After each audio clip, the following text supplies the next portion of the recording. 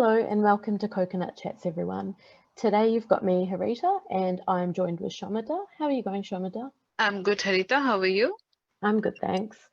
So today's guest is someone I actually saw on season 2 of Shark Tank in India. So if you've also watched that, you might remember this guest. I was really intrigued by her business concept, which is why I really wanted to contact her and get her in for this interview.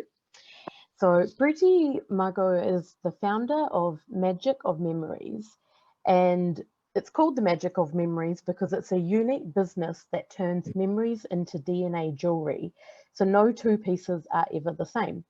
Preety can put an ultrasound report, wedding thread, sand, seashells, almost anything into rings and necklace pendants. But as well as that, she can also use breast milk, umbilical cords, hair, teeth, nails, eyelashes, and blood. And I'm sure there's something I've missed in that list as well.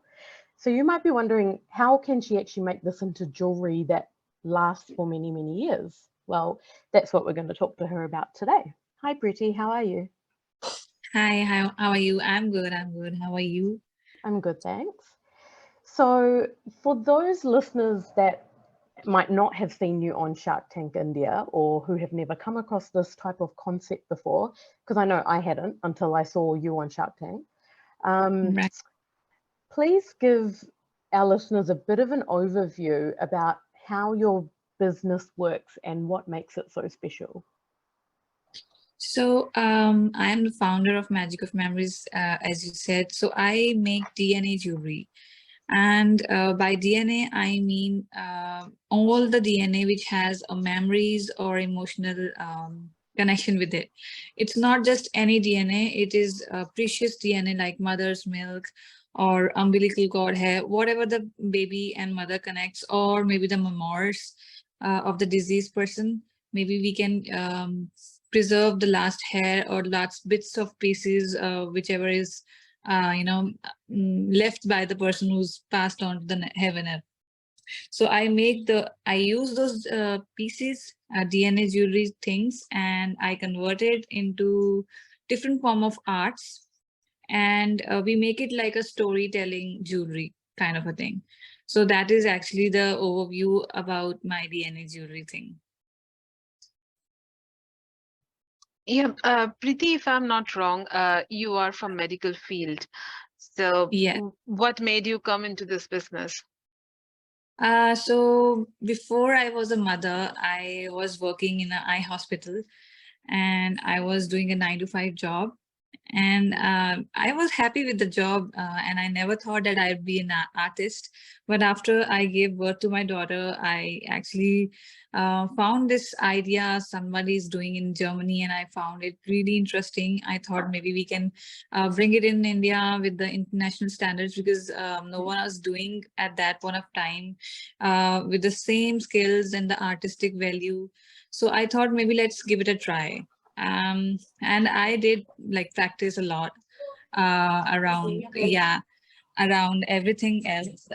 So I actually researched and studied a lot, and I came up with this idea in 2019, and I after my daughter was born. So, and when I started, I never thought that I'll be pursuing it as a career.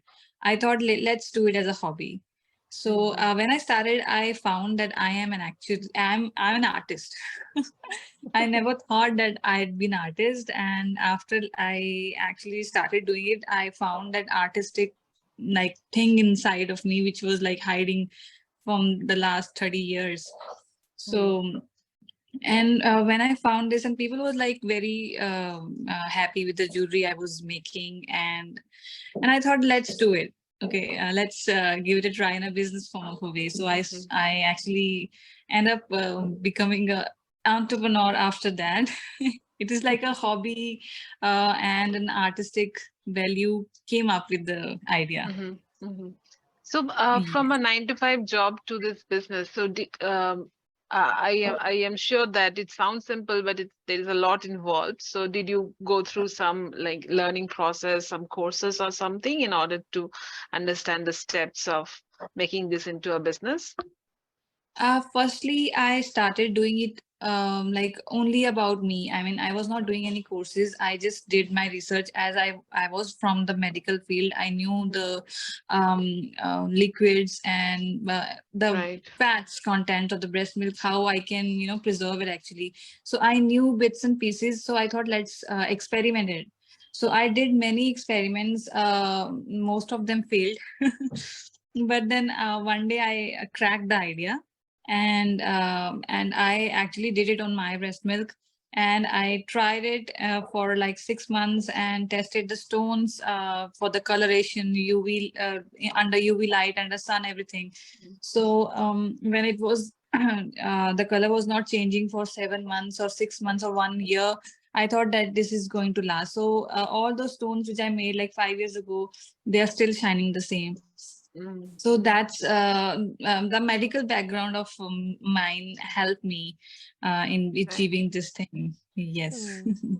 So I'm wondering, like, I don't come from a medical background myself, but I'm wondering, how do you freeze these different, I guess, ingredients, for want of a better word? How do you freeze them so that they do last? And is the process used for breast milk versus blood, for example, is the process different for the two? Yeah, it's different. Actually, what I do is I dehydrate liquid DNA. So mostly the liquid content present in the fats or breast milk or blood will always make it rot over time. So when you dry something, it will stay forever. And even if you are, eating something in a dry form, which naturally comes in a wet form, when it converts into a dry form, the shelf life increases naturally. Hmm. So that's the thing that I have cracked, that I have to dehydrate the liquid content and make it into dry form so that I can add it in the resin and like stonify this jewelry. Hmm, okay. And then in terms of making sure that the content you're putting inside the jewelry is like, I guess, up to health and safety standards, do you have to go through any type of like governmental organization, or like I know some countries call it the FDA or that type of thing, where it has to be given, it has to be given that tick that yes, this is safe for sale or safe for use? Do you have to go through any process like that? I did my research. There was no, like you can say, the organization or government rules around this because it was just jewelry. No one is consuming it. And but for this question, I would like to answer that I am using US FDA approved raw materials. So when I, embed the process, what I follow is when I, put the first layer of milk, I always keep it under. It is the last layer, so that I can layer it up with the resin. So the actual product will always remain inside the jewelry. You won't be able to touch it. So that's the thing, that it'll you can only see it, you won't be able to touch it. So the US FDA approved resin is what I feel is making it very safe for the pregnant ladies or even the small babies to wear, because the resin is itself is a carcinogenic Mhm. substance. So that's the reason that I opt for the organic US FDA approved resin for that. Hmm, Yeah. yeah, that makes sense. So I've got a question about your time on Shark Tank India. So during the episode, one of the sharks, I can't remember which one now, but he refused to hold the jewelry that you were showing all the sharks because it's made of breast milk and an umbilical cord, because he found it really weird. And also, I noticed the sharks laughed at your idea quite a lot because they couldn't seem to get their head around this concept. Um, what was going through your mind in that moment? Because, breast milk is natural and it's what we survive on when we're born. Every new mother produces it. Whether the breast milk is used to feed the baby or not is different, but almost every mother actually produces breast milk. And when someone on camera, well, because this was in the edited version of Shark Tank, and when the judges like said they found it disgusting and they didn't want to hold it or support your business idea. Like, how did that make you feel? I would say that when I entered the tank, I was pretty much sure that I would, keep my emotions to myself. I was, open to the ideas, whatever they are going to throw at me. So I was not at all offended by the reactions they were giving me. But I was not expecting that. But yeah, they did give. It shows me that maybe it's their immaturity, because the social stigma is around breast milk is there in India, and even the feeding in public or menstruation blood, everything, it's all natural things, but the stigma is there around it. So maybe the conditioning of those people, who are like feeling it disgusted, have been, put that way, that this is bad, you cannot even talk about it. But being a judge or a shark, it's your responsibility to, at least think about what is actually been offering at that point of time, because you are on a national television and people are like admiring you, they are inspired by you, and if you give such kind of a reaction, obviously the people will get same amount of energy and same vibe they will get. Even if they want to support some idea, they will feel that, oh, the shark was disgusted, so we should also get feel disgusted the way. But I don't think that like you should put this in that way, because social stigma is there, then you have to put an end to it, not to start it actually. So after the tank, when I saw the episode, it was like a 1.5 1 hour, around 1 hour of a pitch, but they cut short it around 15 minutes, so that people only saw those things which the television wanted them to see, right? But we actually discussed a lot. And the message, I think, portrays after the Shark Tank was completely wrong, and away from the actual thing which I am doing, which was preserving the memories. They were not even thinking about the memories the mother or a child would be having around the breast milk. It actually hurts the mother who's actually breastfeeding, and they think that the milk is a liquid gold. We call it a liquid gold because it comes only for a certain amount of time and it never come back. And feeling disgusted by liquid gold makes me very skeptical about the choice of the judges being chosen in the tank. So maybe I felt little disappointed about that thing, but I was open to the troll and criticism. I never thought that I will be all accepted very nicely and all. That was not never my idea. Yeah. Yeah, very well said. With popularity, there comes responsibility. And we were very surprised that even in the edited version, they never thought of like cutting off that part where they are Right. giving those weird expressions. Yeah. Yeah. Right. Yes, the same energy gets transferred. Even if people were thinking, okay, this looks good, I can get it, they will think, okay, that popular person did this thing, so maybe many people will react the same way to me. So they will be afraid of going forward with it. Yeah, very rightly explained. Yeah. Yeah.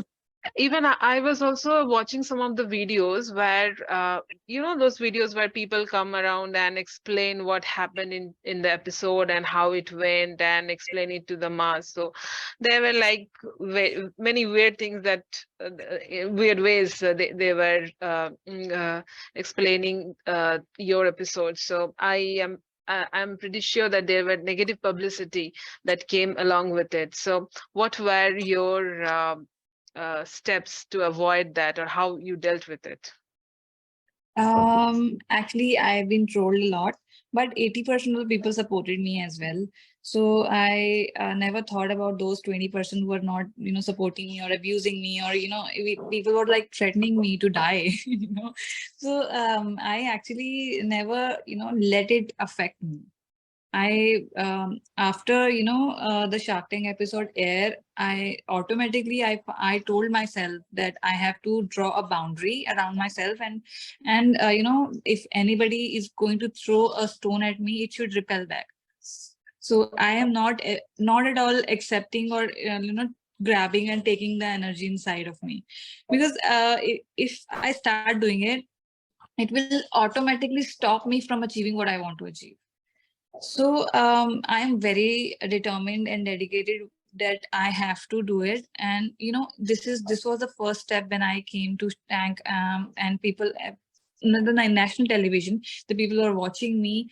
It was the first step that they have got introduced this kind of a jewelry. Maybe when they hear about it for the second or third time, it will get normal for them. Mm-hmm. So it is Mm. like a first step. Now even if a shark, any shark goes outside India and sees such kind of a jewelry in a Western countries, they'll definitely say that I have seen this Mm. concept in Shark Tank India. So it Mm-hmm. was there, and this is going to happen. I am pretty sure, because this is the new way of preserving memories, and it'll change the way of thinking, because people are like going into neutral families, and the families are very short, only one kid or maximum two kids are there, so they want to preserve such kind of memories. And it's not unlike the people who are like in the olden age. They don't want to, didn't even want to photograph at all. So Mm-hmm. like people are changing, like hand and foot casting, pregnancy photography. They were never there. 10 years Yeah. back, it Mm. was not Yes. there at all. Yeah. So this is the new era. It's changing, and people are like in modernized. And if one thing is accepted, why not this? Yeah, Mm-hmm. That's that's a good point actually. The pregnancy casting thing. I remember like 10 years ago, I don't think anyone used to cast their pregnant stomach, like, and I remember when it first came out, some people would like, they'd be like, ooh, why would you do that? And now every second or third person does it because over the years it's become normalized and it's not gross or disgusting. It's exactly that, a way of preserving your memory of a short time of your life, right? right, right. That's the main thing, that we are actually normalizing it. Even if the people are like shouting at me, yelling at me, annoyed by me, they are actually normalizing it, because the more you yell at the starting, the less you will do it in the like after 2 years. Yeah. So it is actually getting normalized. Yeah. When you said before that you've had death threats, like I can't believe that someone would give you a death threat because of your business idea. You have Right. you haven't done anything illegal. You haven't hurt anyone. Yet this just goes to show, right? Oh, I don't like that idea, so I'm going to threaten her, even though you haven't even impacted on their life in any way. You don't like the idea, just don't buy it. Simple, right? Exactly. That's the problem with them. It's not the problem with me. So yeah, I Yeah. accepted. Mm. Yeah, I guess that's the thing. When you go on a TV show like Shark Tank or any type of reality show, really, you automatically open yourself up to positive feedback, but also negative feedback because any person can watch that TV show. Right, right, right. So, in terms of your business growth, how Mm. has that been impacted after this episode? So in my business, if I would say, because my business is all about the customized jewelry, so the client has to talk to me and finalize the jewelry before actually ordering it or booking it. It's not like a product based business where people are having so much of products and they have to just put it in the cart and the thing is over. But with me, the night when I was aired on television, my phone was non-stop ringing, and I gained around 2,000 to 2,500 overnight followers. Wow. So it was, the queries was like coming in like thousands. I was so overwhelmed, but the conversion is becoming slowly, because it. I was actually expecting it to come slowly, because people has to trust me, and because they have to send their DNA, and the price point of thing is also there. So slowly, but I am getting the orders more than what I was getting earlier, and it is increasing. So it is unlike with the product based business, where they get the first hike in the first week only, and then it gradually drops. But in my kind of business, that is bespoke and customized jewelry, it actually grows after a month. You get my point. So the I have so many like customers who are talking to me in and going to finalize the jewelry. So the conversion rate will be there, but it is, slowly and steadily growing up. And that's how I wanted it to be, because I'm an artist and I have to take care of each jewelry beautifully. I cannot mess it up just to fulfill all the orders. I actually believe in quality over quantity. So it's slowly growing, and I am expecting it to get it double by 3-4 months. Are you still doing it single-handedly, or do you have other people working with you?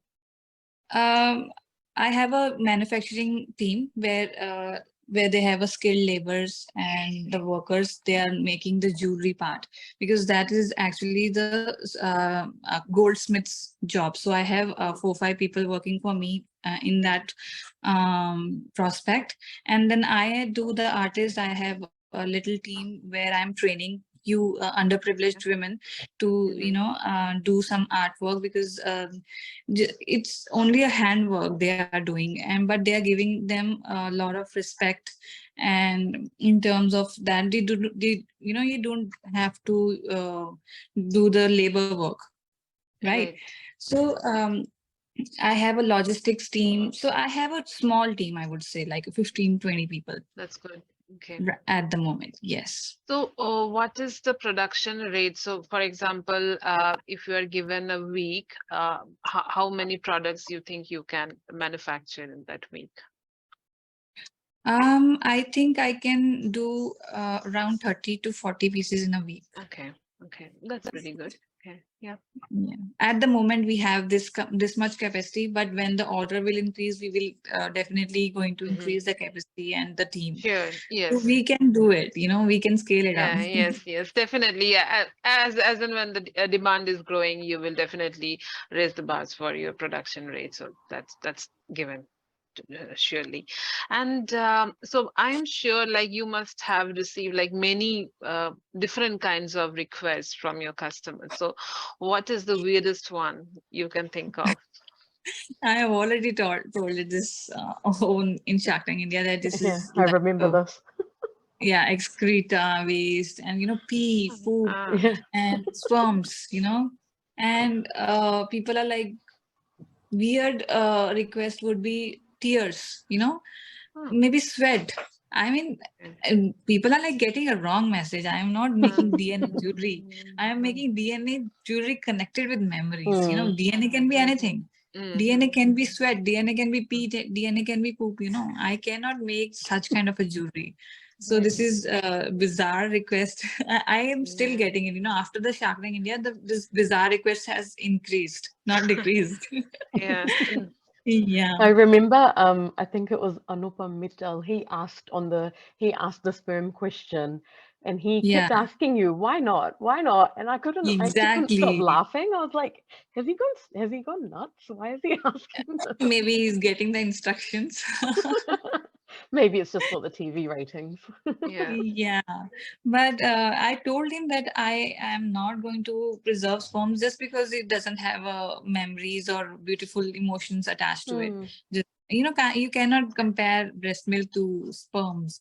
And it's not like I am being feminist. It's like I am being responsible about, if I am doing breast milk, I can't just do sperm. That will offend mothers, that you are actually doing something which is very precious, like liquid gold breast milk, and then you are doing sperms, that and one thing more I would like to tell you, that sperms or pee or poop or something, this kind of a bizarre request, they will be forever present. You will always get it whenever you want it. But breast milk you won't, or umbilical cord you won't, or the first hair, the first tooth, or the last blood, of the person, you won't get that. That kind of a value, the memorable value we are preserving. We are not preserving just for the sake of preserving a DNA. That's the main thing.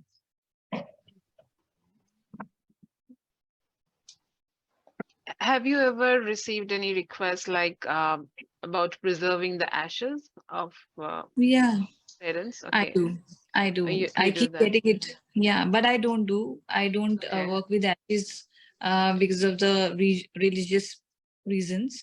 I actually believe that the ashes should go back to the earth. Mm-hmm. And but people are actually preserving it, but I actually avoid doing it. I do for the pets ashes. I do it, but for the human ashes, I don't, just because of the religious reasons. So when you preserve um, pet ashes, do you also have to dehydrate them before putting it into the jewelry? No, they are already dry. It's already, yeah, so you can just use it as it is, right? Yeah, right. So It's like a sand. yeah. Right. So also, when I was watching Shark Tank, because a lot of the things you mentioned before, how things like breastfeeding in public and even talking about breastfeeding, things like that in India are still very taboo, and people look, society look down on women who do that. So do you think your art and this business concept might have been received better abroad, like in a Western country, for example? Um, I think when it has started in Western countries, they have already got the offense there as well, but not like India. Maybe I could say that in if because India is very big, we are holding like 2 billion population from the 8 billion people in all over the world. So maybe there are more mouths here to speak, and the illiteracy is also a little factor where people are conditioned that way because that you cannot even talk about breastfeeding, breast milk, or menstruation, or these Mm-hmm. kind of things. You cannot even talk about it in the family. This Mm, kind of a conditioning is there in India. But when I started making breast milk jewelry, people liked it, and I thought that when somebody is accessorizing breast milk, they will automatically get like motivated to breastfeed their child, you Yep. know, mm, opting for a breast milk over the formula feeding. Mm-hmm. So, that's a good point. accessorizing breast milk will definitely make it normalize, and will automatically ask, like it actually an ask that you should opt for a breastfeeding if you can over formula feeding. So that was a thing which always I had in my mind that even if people are saying that you're not doing anything for the cause, or it's not an awareness thing, but it is actually an awareness. If you are putting on something which is breast milk jewelry, you'll definitely, people will ask you what is this, and you will say this is Mm. breast milk. Then people Yeah. will talk about it, and the Mm, awareness. This Mm. is this kind like mouth to mouth awareness is there, and people Exactly. will. Yeah. Yeah, The more you hear it, the more it becomes normalized. normal, exactly. Yeah. Mm. Yep. So do you think there is a cost factor attached to this your business which stops it from reaching like a bigger mass? So how much is do you think do you say like how much is the cost per jewelry in your case? My jewelry starts from 3,500 Indian rupees, Okay. and it can goes up to lakhs, if you are Yeah. opting for Mm-hmm. gold. Mm-hmm. So I don't actually, the cost is issue is there because I don't make these kind of a jewelry in imitation. Right. mm, Yeah. I make it in precious metal, Yeah. and if and this is customized jewelry. Every Mm. order has to be made separately. It's a new Mm-hmm. order, and only a single piece will be generated. Unlike, like, Right. I'm not making it in a bulk.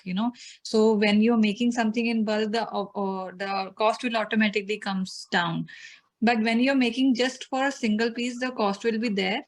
Mm-hmm. And apart from that, as I already told you, that I get my raw material from US, and it is US FDA. It's expensive, it's Mm-hmm. expensive. So even if I'm using a little drop, it costs thousands of rupees to me. So if I am giving you quality, then you can actually, Mhm. pay something for that. It's actually not an expense; it's an investment. It's a Correct. emotional investment, and Mm-hmm. people are, buying iPhone over Mm-hmm. Nokia phones. Even Mm-hmm. if they are not having money, people are taking loans to buy. Mm, Yeah. So, Yeah. but it's all about your belief, actually. If the client is there and they want to buy a good jewelry, they will definitely pay lakhs of rupees for it. That's correct. yeah. Yeah. I think Yeah. that's right. And also, like, I was actually looking through your Instagram page when I was watching your episode because I just thought the concept was so unique. And when I was looking through your Instagram page, like, you would not even realize it is breast milk or blood or, bodily fluids because the jewelry actually looks so pretty. It actually looks like something you would wear to a function or how like our Indian mothers are, where they wear all their nice jewelry to weddings and things like that. It did look like to me. I was like, I looked at it and I was like, hold on, this doesn't have bodily fluids in it. Then I looked at it properly and I was like, oh, it actually does. Like, so your whole point about the jewelry actually looking good and being long lasting and sentimental, yeah, fully agree with that. It's not just some cheap thing to throw in the corner. Right. Yeah. There is a thing which I would tell you, like, people wants to drink protein shakes, right? But the protein shakes doesn't taste good. Then the companies ended up, making some protein shakes which are like chocolate flavors, vanilla Mm. flavors, just to make the taste good. So Yeah. my idea was around that if I am making a DNA jewelry, so the DNA jewelry should look good so that people can actually, see them, look and touch them and wear them. So my idea was to make it look aesthetic, make it look artistic, and it should tell a story. What the story is, because for example, I had a mother. She asked me to make a jewelry for her baby, and her baby was a rainbow baby. So rainbow baby is the baby which comes into their life after 4 5 miscarriages or something. So Mm. she told me that she has a rainbow baby, so I made a rainbow tree of life for her. So automatically the story she portrays me, I converted into a jewelry. This kind of a artwork we are actually looking for to do. Yeah. It sounds lovely. Yeah. Mm. Yeah. Um, yeah. Do you think that if this business was, if you were in any like other countries, like USA, Australia, or anywhere in Europe, then you would have got more recognition than what you are receiving at the moment? I would say that hard work is required everywhere, be it in India, be it in US. Even if I would have been in US, I would have been under a competition because there are so Mm, many yeah. artists, and it is very popular from many years. Mm, So mm, it depends on the first mover advantage, who came mm. first, Yeah. so Yeah. Mm. that's the main thing. So like in India, I came to Shark Tank. I was the first person who Mm, came there and talk about this, and people are like asking me that how can you talk about breast milk on national television. I never realized that people are still under that taboo. yeah. So and now I got the first mover advantage, and and this is all about actually who came the first. Yes, Mm. yes. Sometimes, yeah, somewhere there is not never a perfect time for anything. You just have to Right. work hard to make it perfect. True. Or Yeah. maybe a smart work. Yes. Yeah. Yeah, and I reckon, just like you said, you're the first mover in India, but you were saying earlier that you actually took your idea off, was it a German company that did it Yeah, or a German artist? So you're yeah, not the first in the world. It's all this type of idea is already being accepted in Germany because they're feasibly doing this. I'm sure many other European or Western countries are doing it too. It's just that within India itself, this is, no, but stereotypically. in India also, I am not the first. Really? So people in Yeah, India are doing it too? Hmm. yeah, they were doing it, but they were doing it just for the sake of doing. But it Mm. was not Mm, like meeting the international standards. They're just making a stone out of it. And as I told you, that smart works excels more than hard work nowadays. So I thought maybe they don't want to do it. They are under the impression that I want to do this much of clientele and we are happy with this. The vision makes the difference. How big your vision are. So that's the main thing. I think I remember one of the sharks, I feel like it was one of the females, she was saying something like, yeah, because of the niche market and how much work it takes for each item, it's not a very scalable business, which, that point is there, but at the same time, you can always hire more people if you get more orders. So it actually is scalable, but just not in the normal way a business is scalable by just, instead of making 10 of each item, making 100, because you obviously can't make the same. Yeah. When she said that, even I was like, well, you can scale it. You just hire more people as you get more orders, more artists, more jewelers. Yeah. But I guess what it looked like to me was the sharks were a bit too scared to go down an avenue that maybe they weren't aware of before. Yeah. And that's why it was easier for all of them to just say no, because they probably, I reckon they all thought it was a really good idea, but they couldn't see in their mind how this was going to play for their reputation, and also how it was going to be feasible and make money for them. Maybe that's what it seemed like to me. Right. This can actually scale actually. I'm in talk with the hospitals, like good maternity hospitals. So we are like going into corporate gifting, like all the mothers who are delivering a baby can get a pendant, breast milk pendant. So this is going to scale there. Yeah, that's beautiful. Nice. Yeah. Yeah. Yes. I want to know one last thing. Yeah. When you decided to make this more of a full-time thing, and I'm assuming you quit your 9-to-5 job as this picked up, how did your family and friends and the people close in your life, how did they react when you told them that, this is what you want to focus on? My family, like my parents, they supported me from day one. My husband supported me from day one. My brother, he's in Australia. And I got my first raw materials from Melbourne only. Oh. So he actually, got a few things which he thought that let me send it from here. I found it's some kind of a mart there, and he got it and he sent it to me. So my family was always very supportive, and even my friends were very supportive. My friends gave me my initial orders to me. So I never thought that I would get this much support, but I've never faced anybody who came on my face and said that you are doing something disgusting. All the people who told me are on the screen or internet. Yeah. Yeah, sometimes who are not very serious with anything, and they just like, in internet we all know, like there are plenty of people who just come along and just say something or do something to like kind of kill your time or waste time, something like that. Yeah, so trolls will never end. Right. It was very difficult for me to, justify the costs we are taking at the initial stage. Why are you taking so much money? This doesn't cost this much, I thought this is just a metal and the resin and this much, all the raw material they used to tell me. I thought that you can go and make it then. It's like a, YouTube video recipe and you're following it, You cannot get a chef style food just by watching a video a chef is Correct. doing. Yeah. Yeah. Yes. Yeah. So if any of our listeners wanted to see the jewelry that you make or get in contact with you, how can they find you on social media? They can find me on my Instagram, Magic of Memories.